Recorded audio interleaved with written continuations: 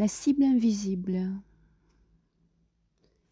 Alors que le maître Kenzo Awa expliquait que l'art du tir à l'arc consiste à laisser partir la flèche sans intention de réussir, tirer sans viser, son élève européen, Erigel, ne put s'empêcher de dire « Mais alors vous devriez être capable de tirer les yeux bandés ?»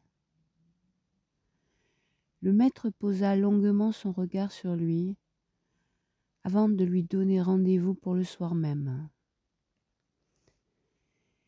Il faisait déjà nuit quand Erigel fut introduit dans le dojo. Le maître Awa le convia d'abord à un shanoyu, une cérémonie du thé qu'il exécuta lui-même. Sans dire un mot, le vieil homme prépara soigneusement le thé, puis il le servit avec une infinie délicatesse.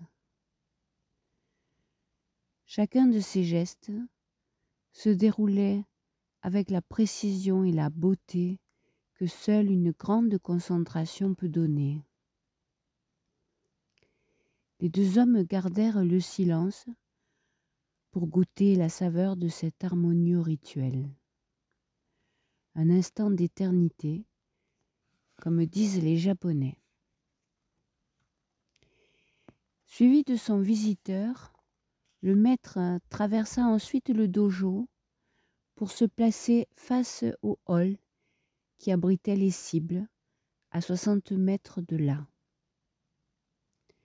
Le hall des cibles n'était pas éclairé et on en devinait à peine les contours.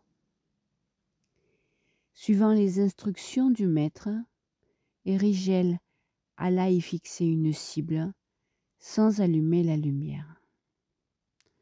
À son retour, il vit que le vieil archer se tenait prêt pour la cérémonie du tir à l'arc.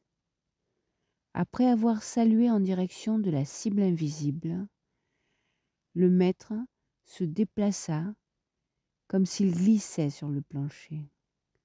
Ses mouvements s'écoulaient avec la lenteur et la fluidité d'une fumée qui tourbillonne doucement dans le vent. Les bras s'élevèrent, puis s'abaissèrent. L'arc se tendit tranquillement jusqu'à ce que la flèche parte brusquement. Elle s'enfonça dans l'obscurité.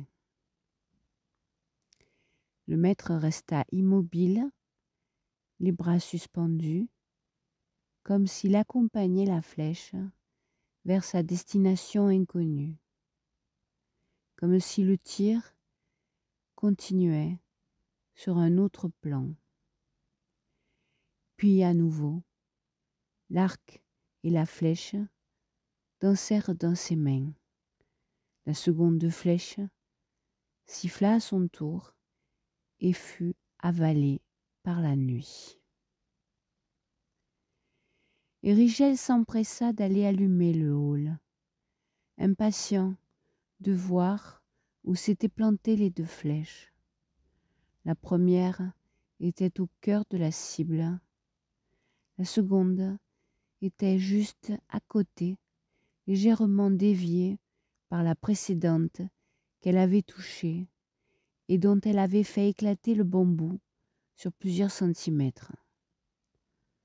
En rapportant la cible, Erigel félicita le maître pour son exploit, mais celui-ci répliqua « Le mérite ne m'en revient pas. Ceci est arrivé car j'ai laissé quelque chose agir en moi.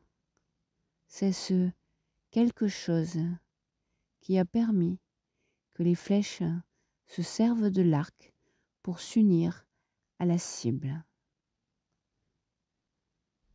Ce stupéfiant exploit est rapporté par le professeur Erigel dans son livre « Le Zen dans l'art chevaleresque du tir à l'arc », livre dans lequel il raconte son apprentissage éprouvant du kyudo pendant les 6 années qu'il passa au Japon